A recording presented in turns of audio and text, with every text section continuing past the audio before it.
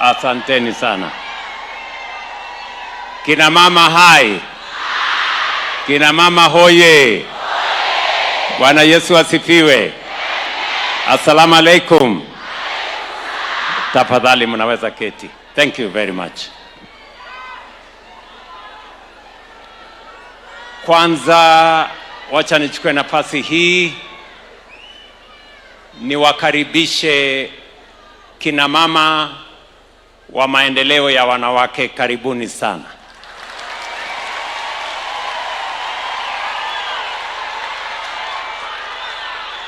Karibuni hapa katika makao haya ya Rais wa Kenya. Najua wengi wenu mumekuja hapa siku ingine, ni kweli?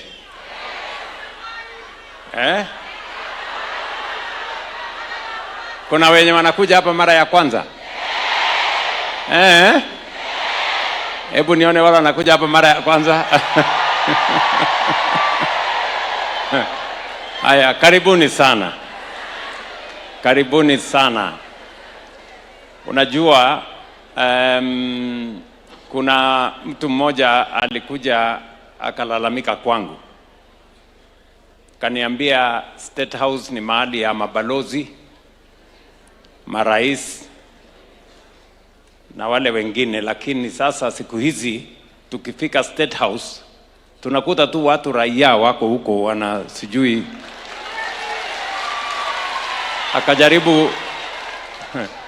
Akajaribu kuniambia ati nimeteremusha kiwango ya State House, lakini nikamwambia nimeinua hali ya wananchi wafike kwa State House. So karibuni hapa leo, na mimi najua nyinyi ni watu wa shughuli mingi. Mara mtatusaidia kuchunga watoto, nyinyi ni wakulima sugu sana, nyinyi ni wafanyi biashara.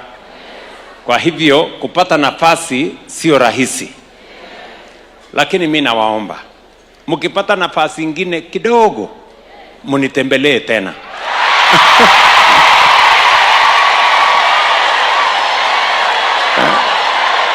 Sindio?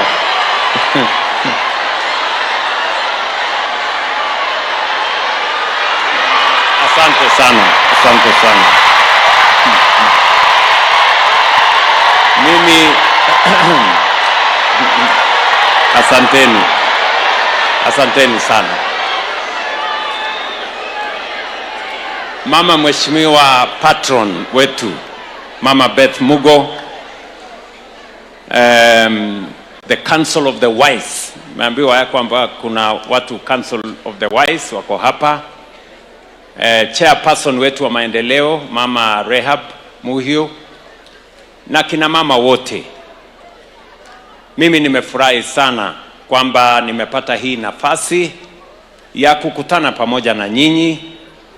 Kama vile imesemekana hapa, maendeleo ya wanawake is a household name. Ni tukilelewa sisi tulikuwa tunajua kuna maendeleo ya wanawake, na maendeleo ya wanawake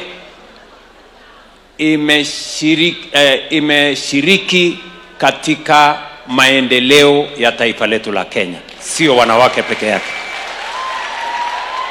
And I must commend the women of Kenya, the women of maendeleo ya wanawake, for their contribution to our nation.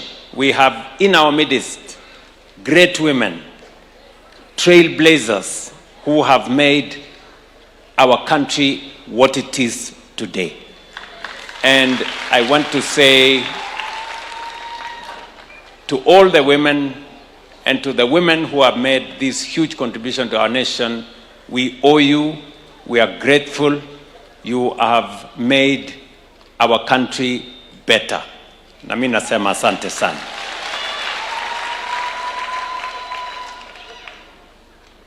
Mimi nawashukuru vile vile kwa wale wote ambao wametushika mkono. You know, we are all products of women support. Mimi nikiwa mbunge, wengi walinisaidia nikawa mbunge ni kina mama. Ukiona katika uchaguzi uliopita, kwa wale watu wengi walinipigia kura, kina mama walizidi wanaume. Na mimi nasema kwa kina mama wote wa taifa letu la Kenya, asanteni sana. Na washukuru vile vile, nimefanya kazi na kina mama wengi, na nimepata nafasi ya kufanya kazi na kina mama katika viwango tofauti tofauti, na nimegundua ya kwamba ni ukweli ya kwamba what a man can do, a woman can do better. Na pia nikatambua ya kwamba if you want something said, give it to a man. If you want something done, give it to a woman.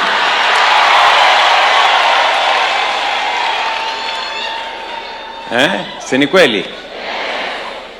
Na vile mumesikia hapa leo, tuko na mawaziri, baadhi ya mawaziri ambao ni kina mama, na nimepata nafasi mzuri sana wa kufanya kazi na wao, and I can be a witness that women can be better leaders. Hapa vile mumeona, tuko na mama anaitwa a school Beatrice kutoka Turkana.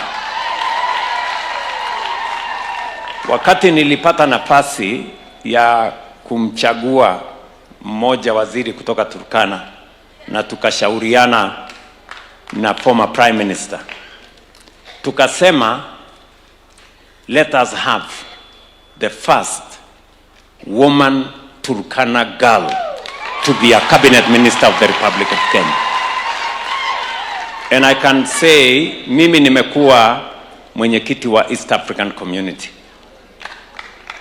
na I can bear testimony that Beatrice School has been an outstanding minister for East African Community. Under her leadership, we have seen, under her leadership tumeona hatua kubwa tumefanya kama jumuiya ya bara la Afrika Mashariki. Here in our midst, nyinyi mnajua mimi pia ni champion wa mambo ya mazingira, ama the convener of the heads of state of Africa on matters climate change. And Mama Deborah here, Mulongo, who is my Minister for Environment, has been outstanding. Kenya today has a premier position and a voice in our continent on matters climate change because of the contribution of Deborah. Leo hapa, miaka mitatu iliyopita, tulikuwa na watalii 1.4 million.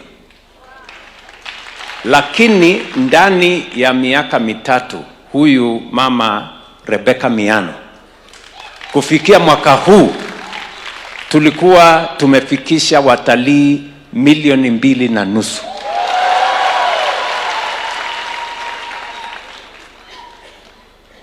You know, hii nikiwa hapa, mnajua tumekuwa na matatizo pale ya ugaidi, terrorism. Today working with Soipan Tuya here. Again, the first Maasai girl to be a minister in the government of Kenya. We are undertaking the largest transformation of our military under the leadership of Soipan Tuya.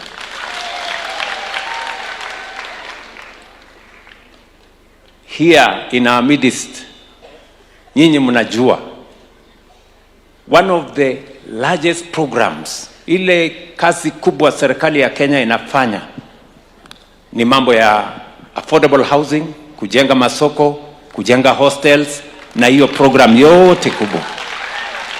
Waziri ambaye anasimamia, wacha niwaeleze kina mama so that you understand.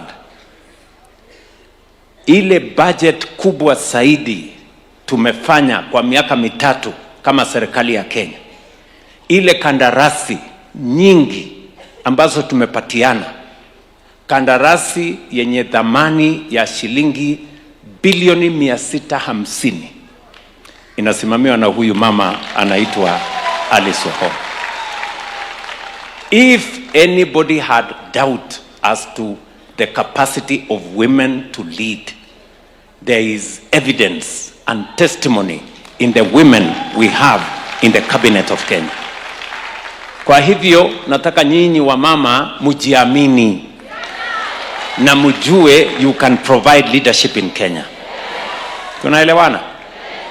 Yale nimesema hapa ni machache. You know, the first woman attorney general in the Republic of Kenya, Mama Dorcas, you know, Owor, she's here. Oduor, she's not here today, but I can tell you, nilikuwa na matatizo makubwa sana na mwingine ambaye alikuwa hapo incompetent, ajielewi, mpaka Mama Dorcas akafika. Leo kazi ya serikali inatembea kama risasi pale kwa ofisi ya AG. Nyinyi mnanielewa? So nawaambia hivyo ndio mjue kama wamama ya kwamba your contribution in the Republic of Kenya, in the leadership and progress and development of our country matters, is significant and is consequential.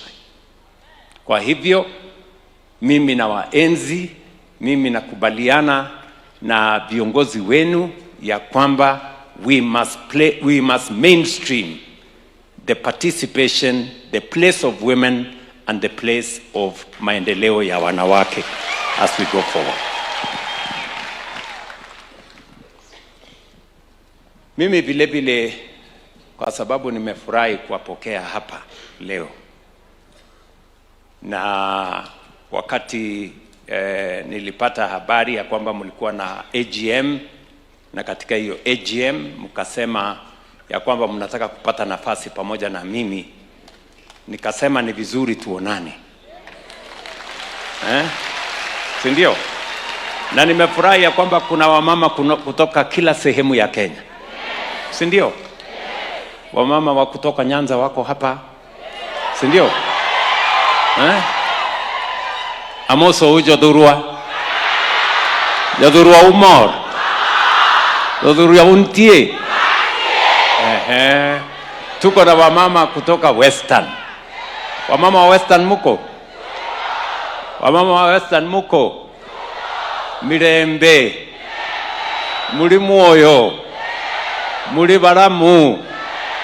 Karibuni Nairobi. Nimeambiwa ya kwamba kuna wamama kutoka Bonde la Ufa. Si ndio? Kutoka kule Turkana na Mata. Very good. Nimeambiwa kuna wamama kutoka hapa katikati, wapi sasa? Masaini. Enda Suba. Mesisi Olaitoriani. Wamama kutoka kule Rift Valley ya Chamgei. Uamune. Very good. Tuko na wamama wa kutoka Northeastern. Si ndio? Wamama wa Northeastern muko? Wamama wa Northeastern, assalamu alaikum. Wamama hoye. Tuko na mama wa kutoka Marsabit na Isiolo, wako hapa? Bultin Naga. Nageni Mbadada. Yoya. Asanteni sana, karibuni. Aya, Naambiwa ya kwamba tuko na wamama kutoka kule Meru, Tharaka Nithi na kule Embu, si ndio? Wamama muko?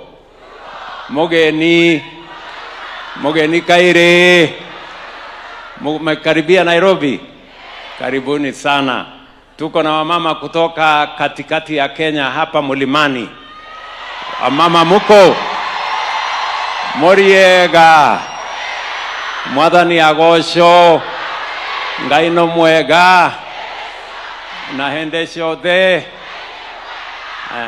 Naambiwa tuko na wamama kutoka Ukambani. Mbaito muyaseo inge muya ine museo na mabinda onde. Karibuni Nairobi. Tuko na wamama kutoka Pwani. Wamama wa Pwani muko? Pwani hoye. Kina mama hai, Similani, Mjesimila, Malamato. Asanteni sana, karibuni Nairobi. Nimefurahi sana. Kuna wamama kutoka wapi? Oh, kuna wamama kutoka Kisii. Abantu bami ntombu ya more. Mbuyamore naende. Tunasema Nyasaye no muya. Chinga kichionzi. Karibuni Nairobi. Kuna mama wamebaki wapi?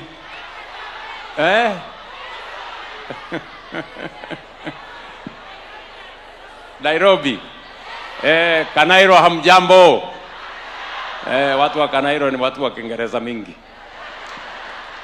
So, nimefurahi sana kwamba maendeleo ya wanawake inaunganisha taifa letu la Kenya. Ndio inatusaidia kuweka kina mama wetu pamoja. Mimi nataka kusema mambo machache kwa sababu nyinyi mlinipatia kazi. Watu wa taifa la Kenya wakiwemo kina mama. Zaidi kina mama mlinipatia nafasi ya kuwa kiongozi wa taifa letu la Kenya. Si ni kweli? Na kwa sababu mumefika hapa, mimi nataka niwaeleze ile kazi mlinipatia nimefikisha wapi. Unajua kila mtu akipatiwa kazi lazima achunge hiyo kazi na aseme hiyo kazi amefikisha wapi. Kwanza, mliniambia nitengeneze mambo ya uchumi. Mnajua pale 2023 tulikuwa na matatizo makubwa. Dola ilikuwa imepanda, inflation ilikuwa imepanda, interest rate ilikuwa imepanda, na mkanieleza ya kwamba nitengeneze mambo ya uchumi. Mimi nataka niwaeleze ya kwamba kuna kazi kubwa sana tumefanya. Mengine tumeamua yalikuwa ni mazito. Mengine tumeamua hayakuwa ni rahisi. Lakini kwa hayo yote tuliyofanya, leo uchumi wa Kenya haiko mahali ilikuwa 2023.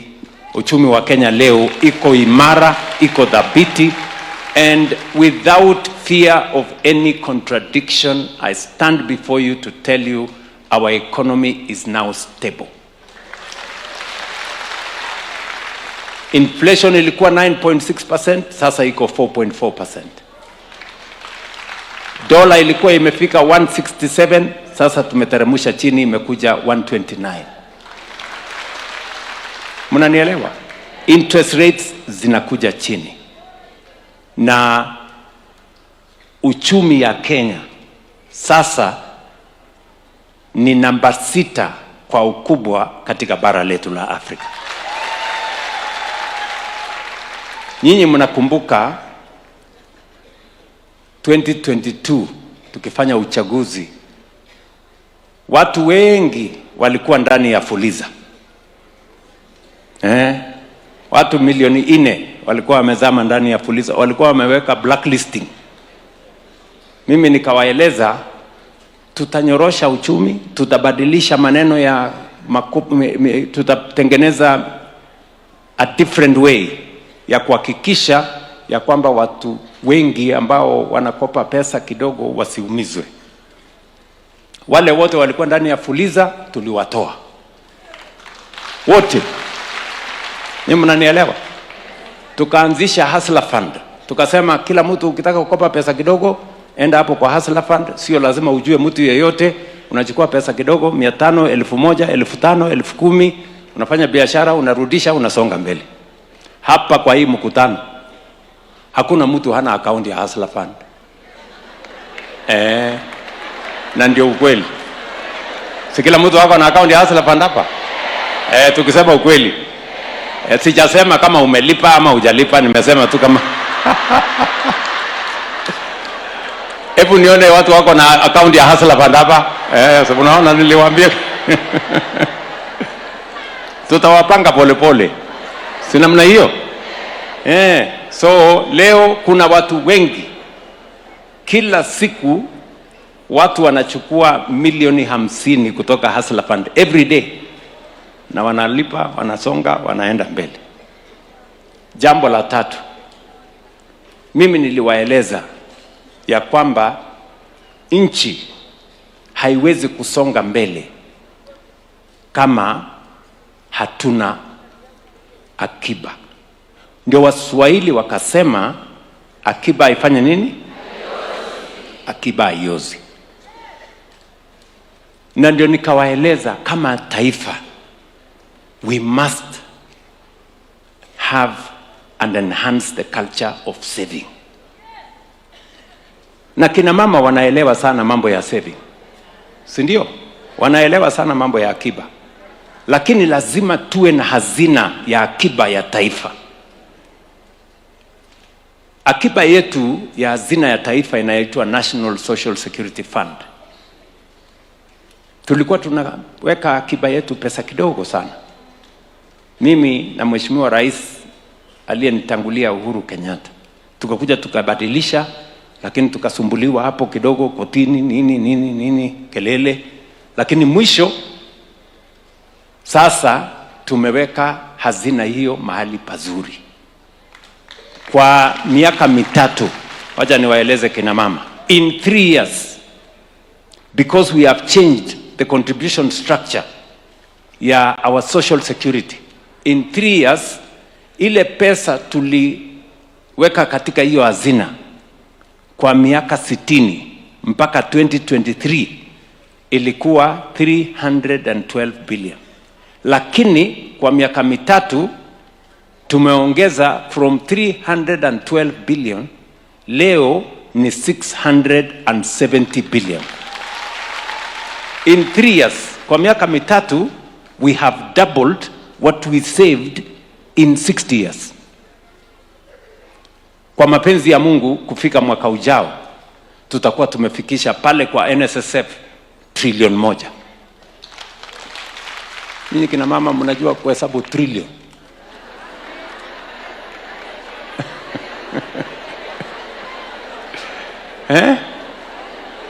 In kufikia mwaka ujao. Sasa niwaulize, kama tutasave 1 trillion by next year, hebu mniambie kwa miaka mitano hiyo pesa itakuwa imefika ngapi? Kwa miaka 10 hiyo pesa itakuwa imefika ngapi? Kwa miaka 20? Kwa miaka 20 hatutakuwa tunakopa pesa huko China, tutakuwa tunafanyia biashara yetu, kujenga barabara nini, pesa yetu ya Kenya. Unajua Biblia inasema yule mwenye kukopesha ni mtumwa ya yule amekopa. Si ndio? Mwenye kukopa anakuwa mtumwa ya yule amemkopesha. Hatutaki kuwa taifa ya watumwa ya nchi zingine. We want to be our own masters and take charge of our own destiny. Ni mnanielewa? Yes. So that is what we want to do, and that's what we have done. So I am very confident about the future of our country because we've stabilized our economy, we've grown our savings, and we are making progress. Jambo la pili. Mulinieleza ya kwamba kilimo ni uti wa mgongo wa taifa letu, na ni lazima tuhakikishe ya kwamba tuko na chakula ya kutosha. Ni kweli ama si kweli? Na ni lazima ndio hiyo kazi ifanyike, lazima tusimamie kilimo kwa njia mzuri. Pale nyinyi mnakumbuka pale 2023 watu walikuwa kwa hii town wameweka sufuria kwa kichwa unga, si ndio? Si mliwaona ama humkuwaona? Kwa sababu unga ilikuwa imefika 240. So nikakuja hapa, tumenyorosha kilimo. Kwanza tulisajili wakulima wote. Sasa tuko na 7.2 million farmers. We know them, tunawajua. Huyu ni mkulima wa mahindi, huyu ni wa ngano, huyu ni wa macadamia, huyu ni wa chai, huyu ni wa kahawa, huyu ni wa miwa, huyu ni wa ule. Hiyo ni kazi yetu ya kwanza. Namba ya pili, tukasema tupunguze gharama ya kuzalisha kilimo yetu. Ile mbolea ilikuwa 7,000, tukalete chini ni 2,500. Tukasema ya tatu, tufukuze wakora. Unajua kulikuwa na wakora wengi, cartel, brokers, wezi huko katikati. Tukasema hawa watu tuwafungie virago watoke. Na walikuwa watu wajeuri sana, watu kiburi mingi, watu walikuwa wamekolea. Mpaka mkanisikia nikawaambia mambo ni mangapi? Sasa mungetaka nifanye nini? Kama watu wako na kiburi na watu wamekolea na watu wako na kisirani, si lazima niwaambie mambo ni mangapi? Nikamwambia mambo ni matatu. Ndio mkaona hawa wakora wote tumewatoa. Leo wamama hai, kwa sababu number 1, tumeregister farmers properly. Now we know who they are, what they are doing, and how do we support them. Number 2, we have lowered the cost of production. And number 3, we have gotten rid of middlemen and brokers and cartels and crooks. Leo watu wa Western wako hapa, si ndio? Kilimo ya sukari ilikuwa imekwama, kilimo ya miwa ilikuwa inakwama. Mkulima anapeleka miwa yake, anangojea mwezi 6, mwaka moja, hajalipwa. Wale wafanyikazi wa kampuni hawalipwi.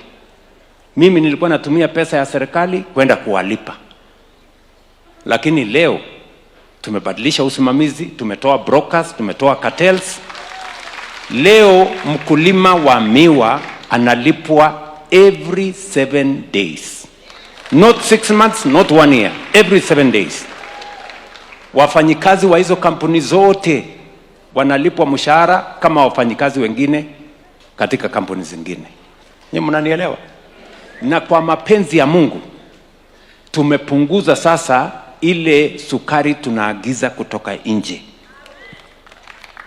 And in 3 years, God willing, in 3 years,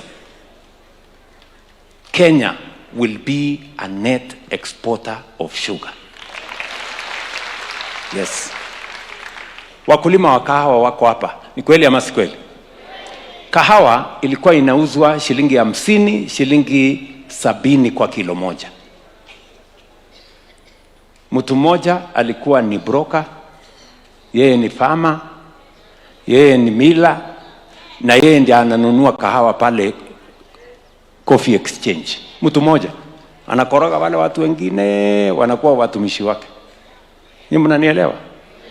Tukanyorosha hiyo maneno ya kahawa, tukasema kila mtu apatiwe leseni moja. Leo kama kuna hapa wakulima wa kahawa, watakuwa ni washahidi wangu. Kahawa ilikuwa inauzwa 50, 70 shillings, leo inauzwa 120, 130, 140, 150. Tunaelewana? Yes, that is the progress we are making as a nation. Kwa sababu tulisema tukisimamia kilimo vizuri, leo nilipatiwa taarifa juzi na Waziri Mutahi Kagwe na watu wake. Ile pesa tumepata mwaka wa 2025 kutoka kilimo ya chai ni 219 billion Kenya shillings. The highest in Kenya's tea growing in Kenya. Nyinyi mnanielewa? So we are making progress.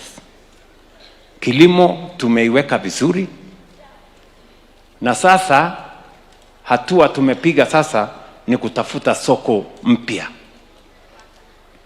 Katika hii kiwanja hii nilikuwa nimeketi hapo na Vice President wa China 7 days ago. Amekuja kuweka sahihi kufungua soko ya China kwa macadamia, kahawa, chai, avocado ya Kenya. Ni mnanielewa? Sasa tuko na soko kubwa ya China ya watu 1 billion people. We can now export our tea, our coffee, our agricultural products duty free, quota free.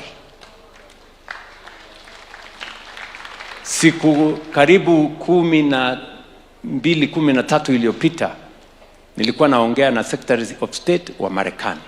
Pia tumekubaliana na Marekani tunamalizia bilateral trade agreement.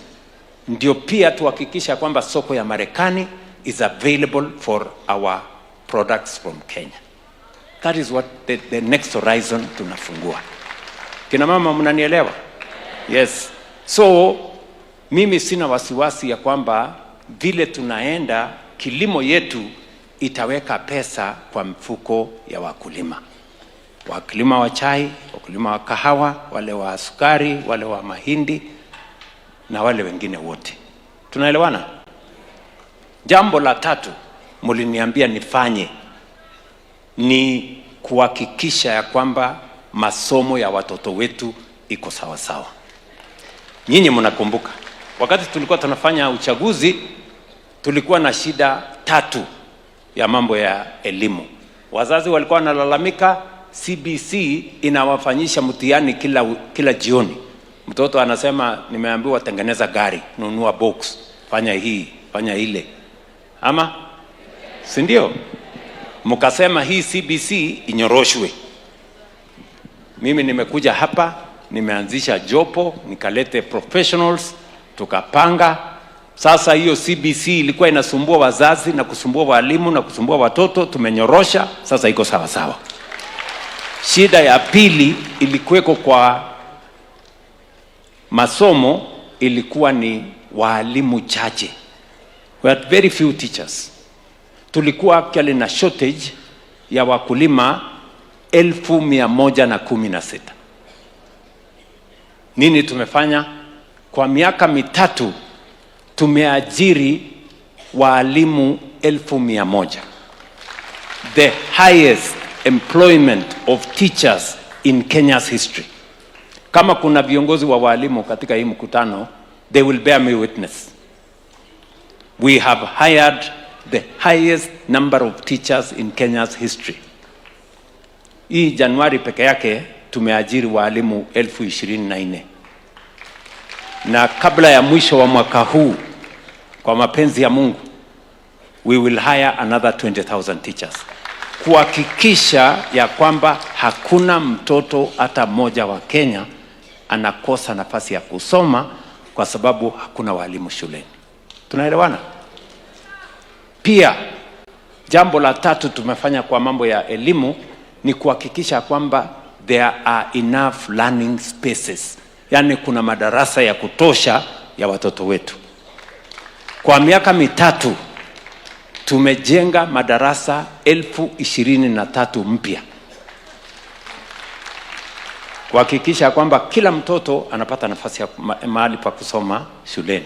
Na jambo la 4 tumefanya kwa mambo ya elimu ni kuhakikisha ya kwamba watoto wetu wa university na wale wa Technical Training College na wale wa KMTC pia tunawashughulikia, kwa sababu kulikuwa na changamoto kubwa ya ile capitation na funding model ambayo ilikuweko. Sasa tumebadilisha, tumetengeneza ile inaitwa student centered funding model, ambayo leo ukiuliza vice chancellor yeyote wa university yeyote atakuambia they now have a sustainable funding model that is giving enough resources for our universities to be able to teach all our children. Tunaelewana jameni? Jambo la ine muliniambia nifanye, I must give an account. Na hiyo mambo yote muliniambia nifanye iko kwa manifesto.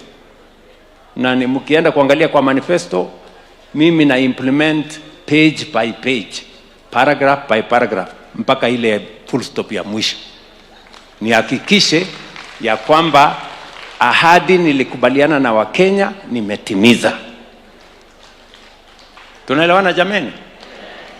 Jambo la ine ama mulinieleza ni kwamba nisuluhishe maneno ya matibabu.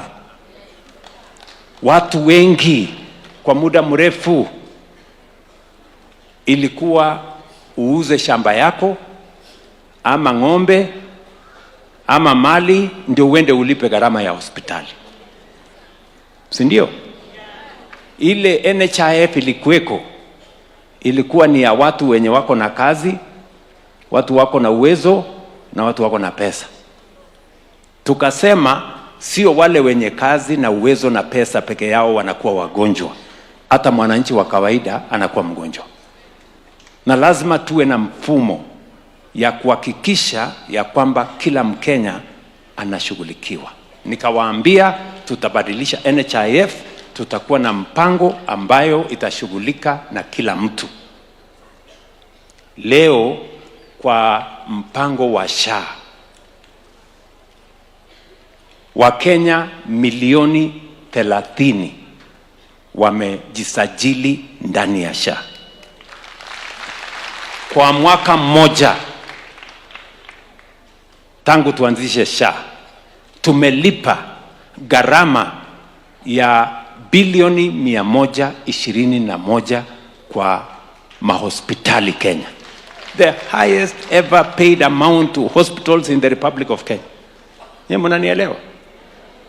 Na tumesema hatutaki tena mtu auze shamba yake, hatutaki tena mtu auze mali yake ama ng'ombe atikwenda kulipa gharama ya hospitali. Gharama ya hospitali ilipwe na bima ya afya inayosimamiwa na serikali. Mwananchi bora amejisajili ndani ya SHA. Kwanza nyinyi mlio hapa, mmejiandikisha ndani ya SHA ama mko tu hivi? Mmejiandikisha? Hebu niole wala wamejiandikisha ndani ya SHA. Oh bas, very good. Naona mko chonjo sana mbaya. Kumbe nyinyi watu mnaelewa mambo. Mmejiandikisha hapo ndani ya SHA? Sikizeni kina mama. Unajua maneno hii Kenya ni mingi.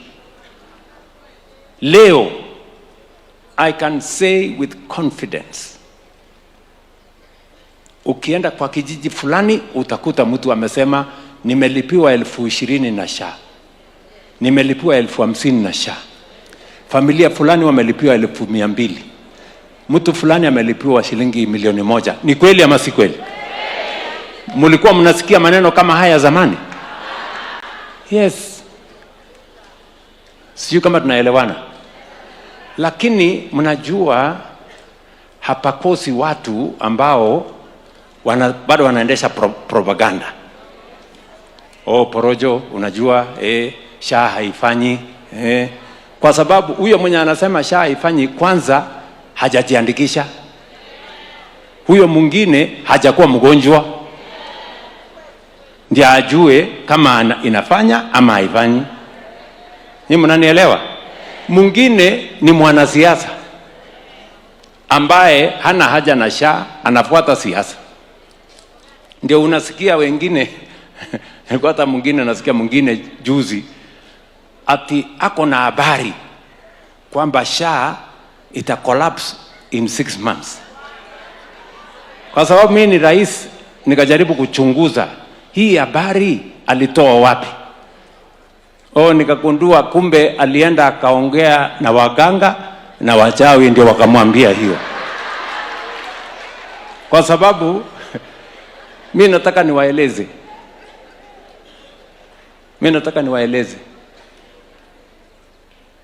hawa wanao wanatuambia hiyo porojo yao sio porojo wameanza saa hizi, walianza zamani. Wao ndio walituambia ati Bomas imeuzwa kwa Waturuki. Leo Bomas inajengwa na itakamilika miezi miwili mitatu inayokuja. Wakatuambia ya kwamba barabara ya Mau Summit kutoka hapa Rironi ati hata wheelbarrow hawajaona, hakuna kitu inaendelea. Hiyo Mau Summit, barabara hiyo, kama kuna watu walitoka kule mulipitia hapo, muliona inaendelea ama iendelee? Si inajengwa? Msikuwe na wasiwasi. Hawa watu wa porojo na propaganda tutawaaibisha na ukweli, na tutawaaibisha na matokeo. Nyinyi mnanielewa? Tumelipa the highest amount paid by any social security in the Republic of Kenya using SHA. Kwa hivyo hawa wengine ni watu wanaongea na wachawi na waganga, wanaenda kuambia huko msituni, lakini the facts are stubborn. Families every day, SHA is paying for families. SHA is paying for individuals every day. There are witnesses across Kenya, and we can only become better. Sasa walimu wote wako ndani ya SHA. They are getting better services than they were getting under the old arrangement. Askari wetu wa polisi na wale wengine kuanzia tarehe 1, which is tomorrow or the day after, watakuwa ndani ya SHA. Because we know what we are doing, and we are not playing small-time retrogressive politics. We are transforming the nation. Na hawa wengine ambao wanaongea hii porojo mingi, sio makosa yao. Akili yao ni kiwango ya chini, hawaelewi nini inaendelea. Sio kama tunaelewana. Tuko pamoja? Their capacity is limited, that's the problem. Now we don't blame them. Sawa sawa? Pia tulikubaliana na nyinyi. Mimi najua hapa tuko na wamama. Ni kweli ama si kweli? Kila mama anataka mtoto wake akisoma apate nafasi ya kufanya kazi. Si ni kweli? It is the desire of every parent that mtoto ukishamsomesha na bidii, umemlipia karo, ameenda college, amemaliza form 4, ameenda university, pia apate nafasi ya ajira. Si ni kweli? Na niliwaeleza ya kwamba tutakuwa na mpango ya kupanga ajira ya vijana wa taifa letu la Kenya, kwa sababu Waswahili wanasema ukiona vyaelea. Yes, hakuna kitu inaelea kama haijafanya nini? Kama haijaundwa. You must have a deliberate, intentional plan on how to create jobs. Haiwezi tu kuwa kazi itapatikana kiholela, lazima ipangiwe. Na ndio tukawa na mipango mara 4 ya kupanga ajira ya watoto wetu. Mpango ya kwanza ni mpango huyu mama Alice ananisaidia kutekeleza.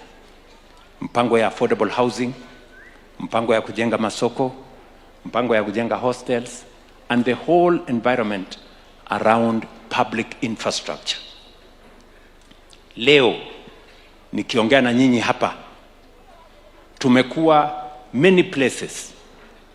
Mimi nilikuwa na Alice in the last 20 days, 15 days. Nilikuwa na Alice, tulienda Kakamega, tukapatiana manyumba. Tukaenda Nandi, tukapatiana manyumba. Tukaenda Kisumu, manyumba ilikuwa huko. Tukakuwa hapa Thika juzi. Kazi hiyo inaendelea. Leo tunajenga manyumba 1250 mpya. Sikizeni kina mama, wale vijana tumeajiri kwa hiyo mpango ni vijana 1640, 640,000 in that program alone. Ni mnanielewa? Vijana ambao miaka 3 iliyopita hawakuwa wanafanya kazi, hawakuwa na kazi.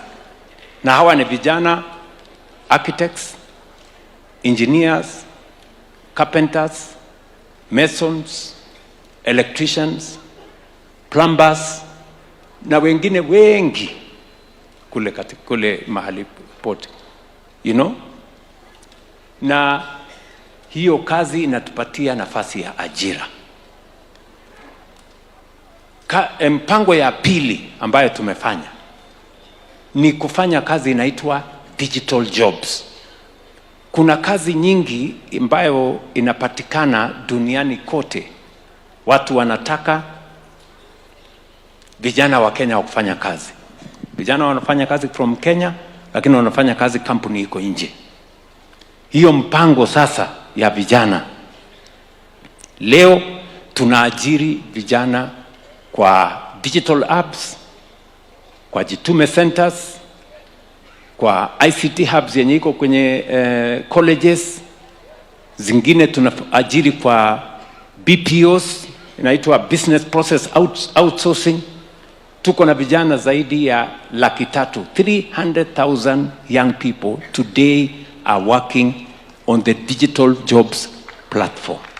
Ukienda hapa Ruiru hapa utakuta kampuni inaitwa CCI. Kwa building moja iko vijana 5,000 wanafanya kazi ya mtandao. Mimi nilienda pale kuifungua. Na tuko na kampuni kama hizo 20. Juzi tulisign kampuni ingine ya Marekani. Tuko na kampuni kubwa inaitwa Teleperformance, the largest BPO company in the world. Imekuja Kenya, inaoperate kutoka hapa Westlands. So we are growing that kwa sababu tunataka hawa vijana ambao tunawasomesha pia kama serikali tuwe na mpango ya mahali watapata nafasi ya ajira. Jambo la tatu, tuko na overseas employment. Katika wizara yetu ya labor, na wabunge wenu wanajua, katika wizara yetu ya labor, na mimi nashukuru wabunge wako hapa, kina mama hapa. Huyu mama anaitwa Jerusha Momanyi kutoka Nyamira, geni makofi. Huyu mama anaitwa Eve Obara kutoka Homa Bay. Na huyo mama anaitwa Christine Ombaka kutoka Siaya. Na ni wamama wa maendeleo ya wanawake. Na wabunge wale wengine. Nikiongea na nyinyi hapa, hiyo mpango ambayo tumefanya ya vijana wa Kenya ambao wanaenda kufanya kazi nje ya Kenya. Tumepanga ya kwamba number 1, wakitaka passport inapatikana ndani ya siku 3.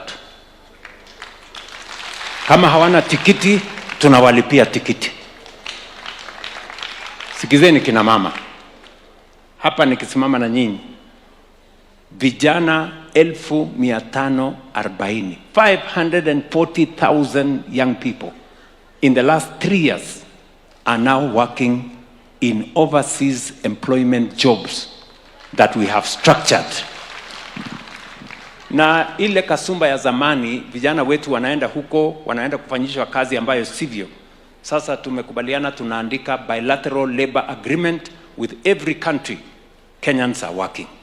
Ndio tuhakikishe kama kuna shida tunaweza kuwafikia na wasidhulumiwe, walipwe ile pesa ambayo iko katika employment letter, na tuhakikisha kwamba wanafanya kazi. Tunaelewana? Nyinyi mnaelewa pia ya kwamba kuna vijana wengi sasa tumekusanya na tunawaweka katika mpango wa Nyota. Tumetumia bilioni 5 kupatia vijana wetu 50,000 waweze kufanya biashara zao ndogo ndogo. And we are going on and on and on to create opportunities kwa vijana wa taifa letu la Kenya.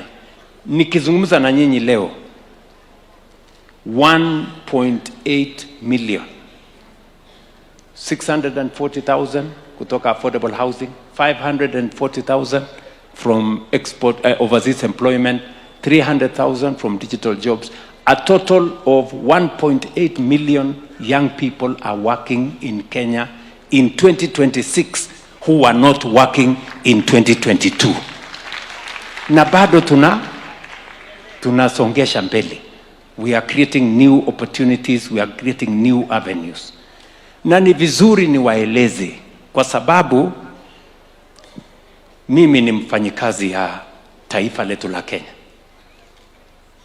Na mmenipatia nafasi ya kubadilisha taifa letu la Kenya. So we are creating opportunities for employment for young people. We are expanding horizons. We are creating more opportunities. Na mimi nafurahi ya kwamba maendeleo ya wanawake. Leo mmekuja hapa, mmenipatia nafasi niwaeleze mahali tumefika katika maendeleo ya taifa letu la Kenya. Hapa mbele kuna mambo matatu lazima tufanye ndio tufike ile Singapore tunasema, si ndio? Hapa mbele, number 1, tunataka kuhakikisha kwamba mambo ya barabara, bado hatujakuwa na barabara ya kutosha Kenya. Nikienda kila sehemu ya Kenya, Mheshimiwa Rais, tunataka barabara ya kufika mahali fulani, pale haipitiki, pale haina daraja, pale bado tuko na shida. So kutoka Kenya hiwe uhuru, tumejenga barabara ya lami kilomita 20,000. Kilomita ngapi? 20,000. Sasa tuko na mpango ya kujenga kilomita 28,000 kwa miaka 7 ijayo. Ni mnanielewa? Yes. Na tuko na mbinu na mpango na pesa ya kufanya hiyo kazi. Jambo la pili, tunataka kuzalisha chakula ya kutosha. Bado wananchi wengi wa Kenya bado wanalala njaa. We still have too many homes that do not have enough food. Na ndio sababu nimesema tunataka kujenga dams 50 zile inaitwa mega dams, 200 ambazo zinaitwa medium size dams, na 1,000 zile zingine zinaitwa micro dams. Ndio tulete ekari 2.5 kuzalisha chakula. We must get rid of hunger in Kenya in a permanent way.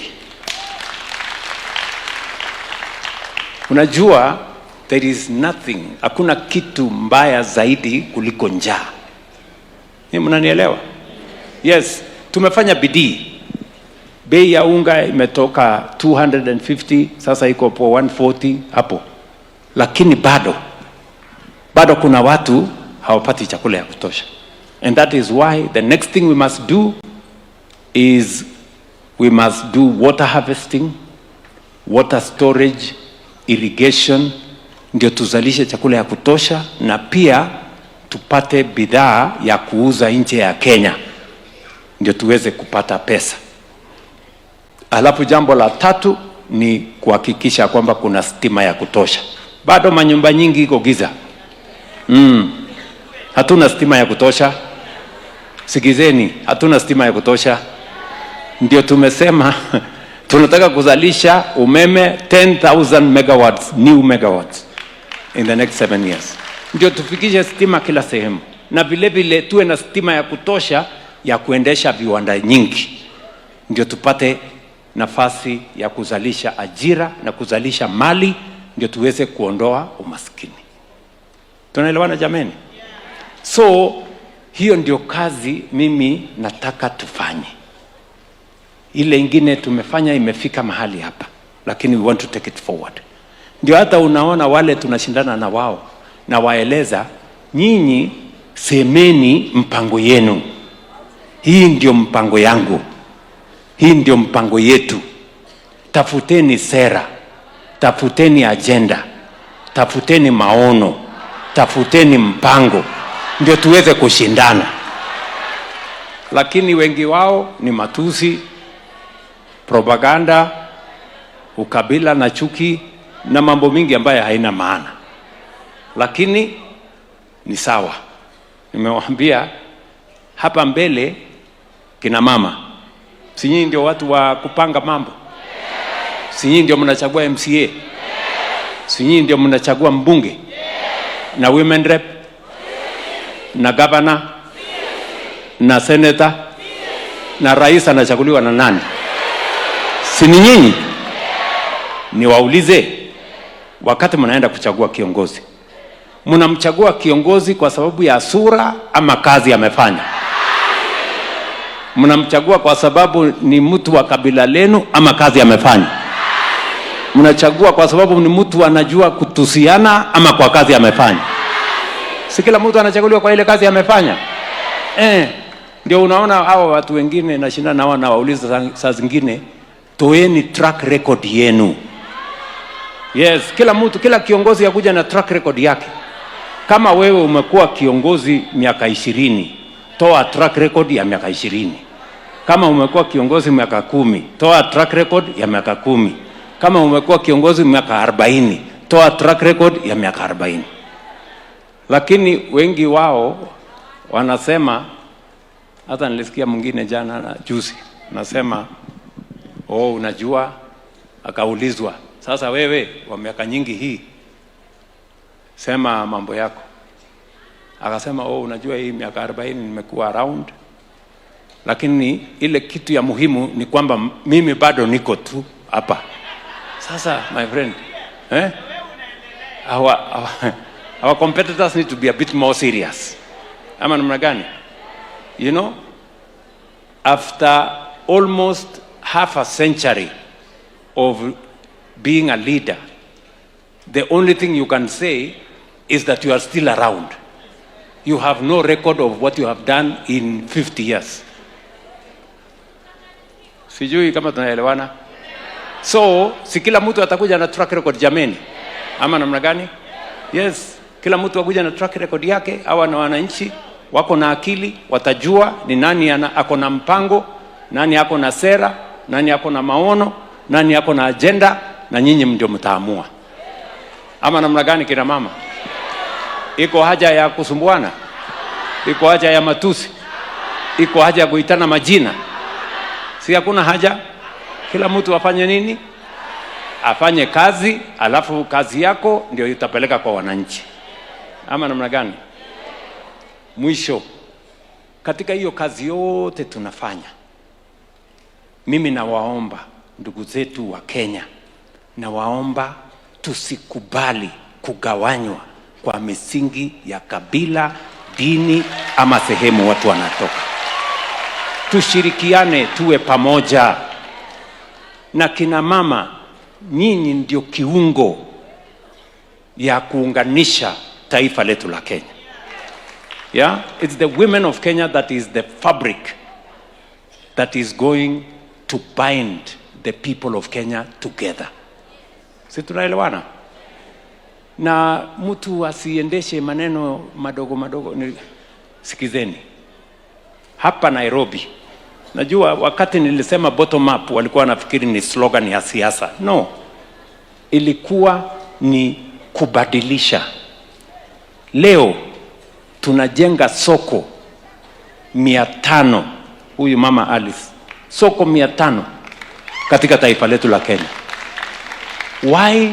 Kwa sababu tulikubaliana ya kwamba hawa wafanyabiashara ndogo ndogo akiwemo mama mboga pia tuwe na mpango ya mahali atafanya biashara, mahali kuna heshima, mahali kuna maji, kuna stima, kuna usafi, kuna cold room, kuna crash, kuna storage, ndio pia biashara yao iinuke. Ni kweli ama si kweli?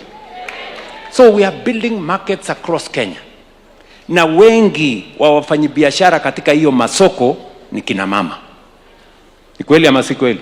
Yes, majority of the traders in our market infrastructure are women. Watu wa Nairobi walikuja kuniona hapa, wafanyabiashara, viongozi wa hapa Kigomba walinitembelea hapa. Mimi nikawaeleza katika mpango yetu ya kupanga masoko Kenya, hatutaki kusahau Nairobi. Wakaniambia wenyewe ya kwamba tunataka soko yetu ya Gikomba kwa sababu ni soko kubwa ya kitaifa. Tunataka rais utusaidie kuja kujenga hiyo soko. Wakaniambia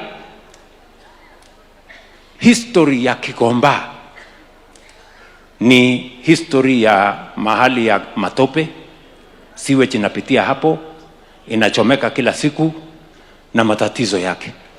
So wakaniambia please, nikaketi chini na hawa hapa in this same field, na mimi nikawaahidi Gikomba mimi nitajenga vile ninajenga masoko ingine katika taifa letu la Kenya. Tunaelewana? Na hiyo soko sasa inaendelea, msikuwe na wasiwasi hapo. Unajua kuna watu wanataka kuleta siasa, kusema sijui iko siasa, ati kuna watu wanafurushwa, ati kuna ukabila. Mimi nataka niwaambie nyinyi ambao mnataka kutuletea ukabila, pelekeni ukabila yenu mbali, wachana na wafanyabiashara wa Gikomba. Mimi niko na mpango na wao, na wao wenyewe wamesema jana ya kwamba wanakubaliana na serikali soko ya Gikomba ijengwe. Ni mnanielewa? Na soko ya Gikomba hakuna serikali imefikiria soko ya Gikomba. Ni mahali wale traders wa pale kukinyesha wanavaa gambut kwa sababu pale ni matope, sewage inaenda kwao. Wafanyabiashara wanunuzi wao hawakuji, shida kubwa. But I am promising them, mimi nimewaeleza hiyo Gikomba nitaibadilisha iwe soko ya kisasa na watafanya biashara mahali pazuri. Awamu ya kwanza ni ile tunajenga ambaye tumeanza jana, linear market yenye itabeba wafanyabiashara karibu 5,000. Nimeweka pale milioni 800.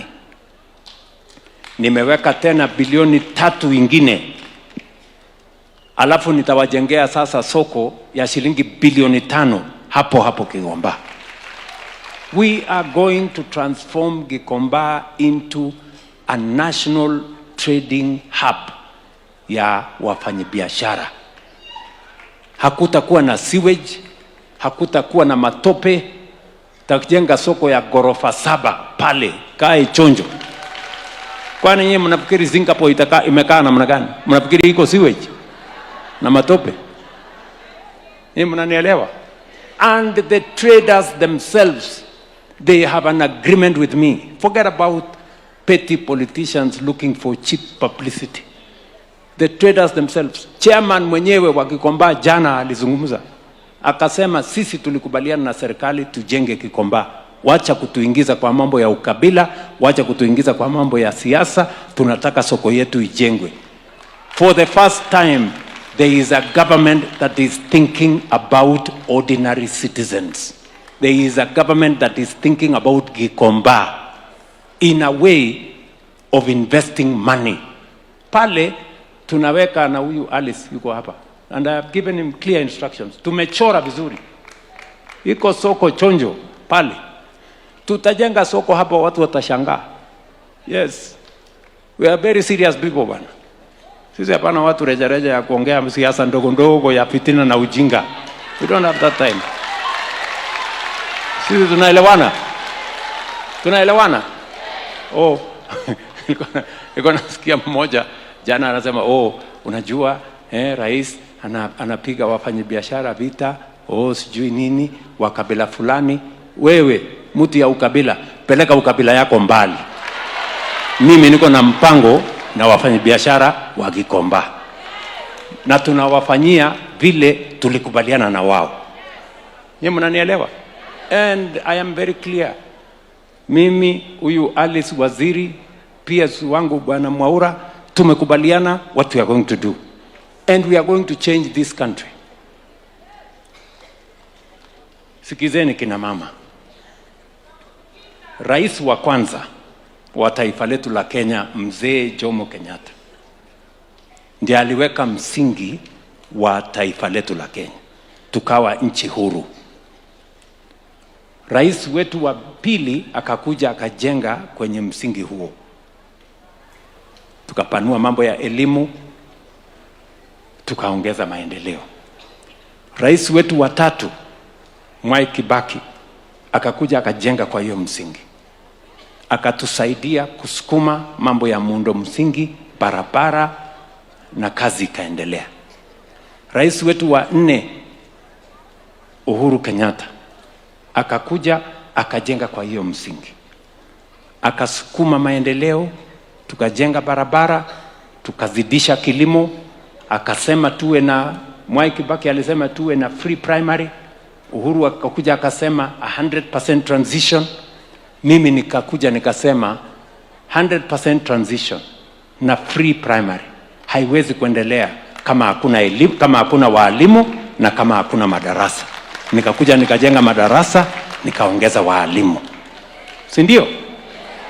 Na unajua mimi nimeamua ya kwamba Kenya tutaibadilisha. Yes, ile mambo yote ambayo tumekuwa tukitarajia kufanya, ile maamuzi yote ambayo tumekuwa tukijaribu kuamua, kwa sababu Mungu amenipatia hii nafasi. Na unajua Mzee Jomo Kenyatta alikuwa na miaka imesonga songa, si ndio? Moi naye akakuwa hapo akasukuma. Kibaki naye akakuwa rais, kidogo afya ikamsumbua, lakini alifanya kazi kubwa. Uhuru naye akakuja akafanya kazi kubwa. Unajua mimi I am in a very unique position, and that is why I have to make all the difficult decisions for our nation to move forward. Kwa sababu gani?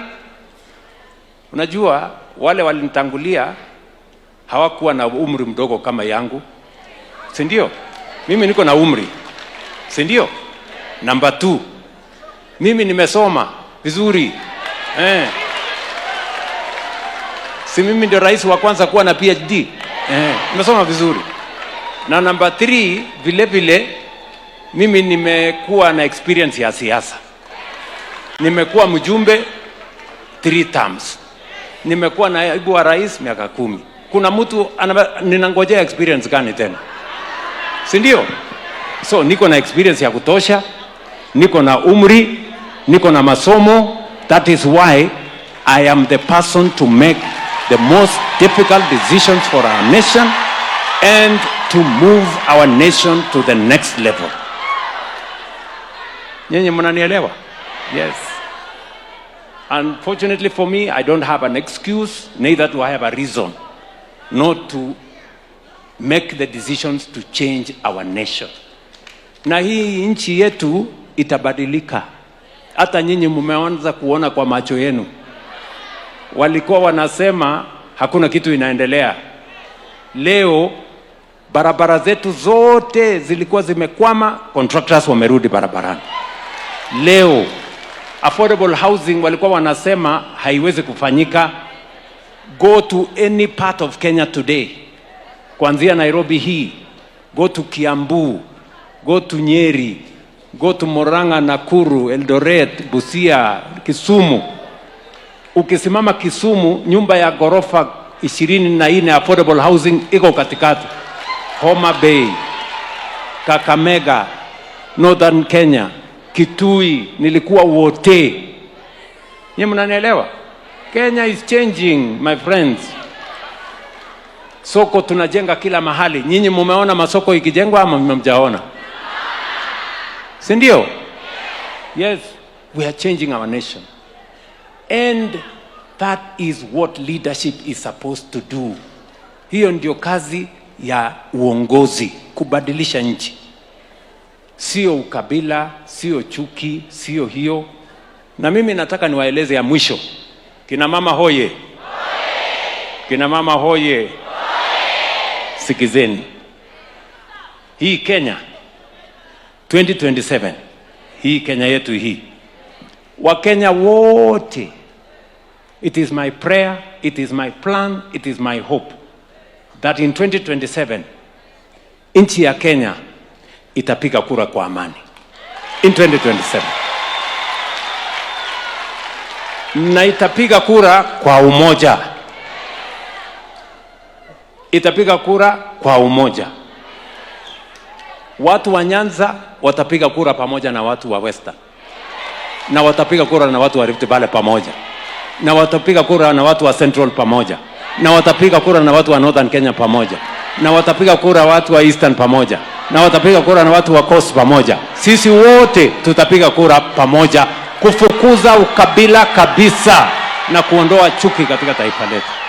I am confident and I believe in it that the 2027 vote will be a vote to unify the country of Kenya na kuondoa kasumba na kisirani ya siasa chafu ya ukabila na chuki. Sote tutatembea pamoja. Nyinyi mnanielewa? That is my hope and prayer, and I am working hard towards it to make sure. Tunaelewana? Si mnaona leo hapa tukiwa hapa, hata wale watu hawakupiga kura na sisi 2022, leo mnaona iko dalili tutapiga kura pamoja. Mumeona hiyo dalili? Yes. Kwa sababu tumetafuta mahali tutapiga kura pamoja. The opportunity we have is in 2027. We will vote a unity vote to bring the country together. Kwa sababu umoja ni nguvu. Once we are united, we will take this country to the next level. Kina mama hoye! Maendeleo ya wanawake hoye! Mnasema tuunganishe taifa letu jameni? Mnasema tuunganishe? Tuondoe ukabila, tuondoe chuki, tusigawanyike, tusimame pamoja. Wangapi wanasema tufanye hivyo pamoja jameni? Pamoja, pamoja, pamoja. Very good. Wacha nimalizie kwa kusema maneno matatu maendeleo ya wanawake wameniuliza. Ya kwanza, mumeniuliza ya kwamba mko na chairman wenu Mama Rahab ameniambia kuna matatizo kidogo ya mambo ya tax. Kuna hapo ushuru kidogo inawasumbua ya karibu milioni 90. Mama Rahab, hiyo milioni 90 nitatafuta namna serikali iwalipie. Sindio? Tatafuta namna. Unajua yule mtu wa ushuru, nilijaribu kumwambia ule mtu wa ushuru akasema hapana. Ule Zakayo mwenyewe, wacha wale mmenibandika Zakayo, kuna Zakayo mwenyewe.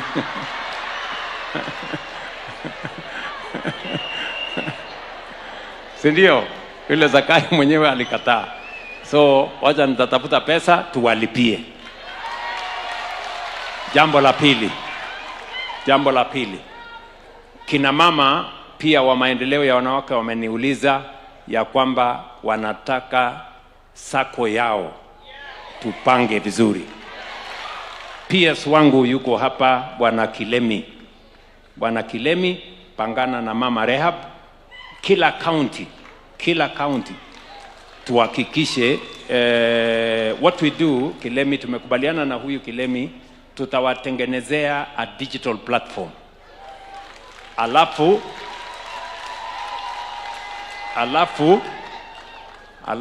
hiyo digital platform tutawapatia milioni 250 ya sako ya kina mama wa maendeleo ya wanawake.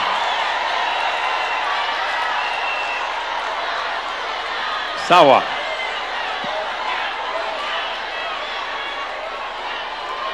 Na wewe Bwana Kilemi, vile tumefanya na wale watu wengine wote, hawa wamama wa maendeleo ya wanawake ni wamama wazalendo wa taifa letu la Kenya. wamechangia sehemu kubwa ya katika maendeleo ya taifa letu. Wamekuwa mentors ya hawa wasichana wetu na viongozi wengine wote ambao wametufuatilia. So serikali tutatoa milioni 250 tuweke katika sako ya maendeleo ya wanawake.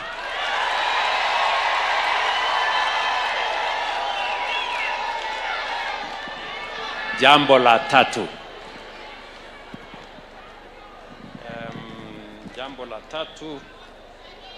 Jambo la tatu, mumesema muko na ardhi katika sehemu mbalimbali. Mama Alice, keti chini na hawa kina mama tuwasaidie kudevelop hizo plots zao katika program ya affordable housing. We'll create a model. Sikizeni, unajua pesa ya affordable housing ni pesa ya Wakenya.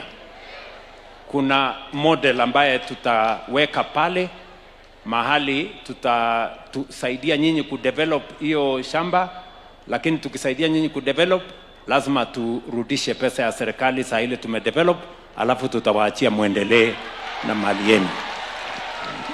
Tumeelewana jameni? Alafu ya mwisho ni ile patron wetu Beth Mugo amesema mambo ya 2/3 gender rule. Wakati nimeingia ofisini hapa nimeandika barua to parliament na tumekubaliana na bunge ya kwamba kwa vyovyote tayari kupitia kwa ile mazungumzo ya NADCO pale ndani sasa iko maneno ya 2/3 gender rule, tayari sheria iko bunge. Kumekuwa na matatizo kidogo ya vita kati ya bunge la Senate na bunge la kitaifa. Tumekubaliana ya kwamba tukitumia mfumo wa broad based tutaweka kamati zote mbili ya National Assembly na ya Senate pamoja, ndio tutafute makubaliano ya vile hiyo project ama hiyo program ya NADCO isonge mbele, ndio tuweze kutimiza azma yetu ya 2/3 gender rule. Kwa sababu ni wazi ya kwamba tukiwaacha kina mama nyuma katika uongozi wa taifa letu la Kenya, sisi tutakuwa the poorer. We will lose if we leave a big section of Kenya behind as we develop the leadership of our nation. So I will work with Parliament. Najua hawa Alice amesema hapo vile nimesukuma affordable housing imepita, nimesukuma isha inasonga, nisukume pia 2/3 gender rule ipite.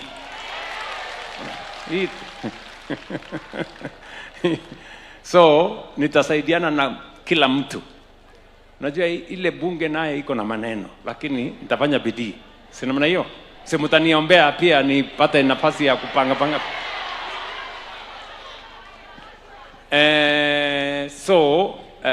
Wacha niseme kuzidi hapo.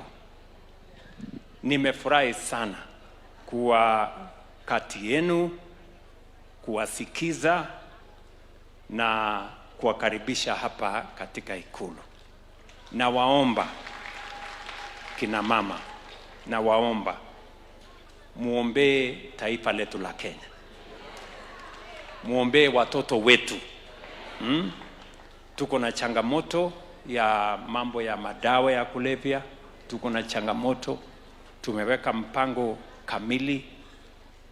Nilisema wakati wa mwaka mpya mwaka huu ya kwamba tutaweka mipango kamili ya kuzuia wale wanatuletea madawa, wale wanaingiza mambo ya pombe haramu katika taifa letu la Kenya. And we are making very good progress in dealing with matters of alcohol and matters of drug abuse. NACADA has undertaken that responsibility. We have put together a whole of government approach. Mimi nawauliza kama kina mama as the primary holders of families, tusaidiane pamoja na nyinyi ndio tuweze kuokoa watoto wetu na vile vile tuweze kujenga a strong nation called Kenya. Kwa hivyo mkirudi nyumbani, si mtasalimiana jameni? Mtasalimia wazee na watoto na jamaa zenu na kule kwingine kote, si namna hiyo? Tumeshakubaliana? Tumekubaliana? Bas, sitaki kusema kuzidi hapo. Nataka tutaongea baadaye. Nataka tumalizie hapo na niwatume nyumbani na salamu nyingi sana. Mtanifikishia salamu jameni, kwa familia zenu na watoto wenu na vijiji zenu, kila mtu. Sasa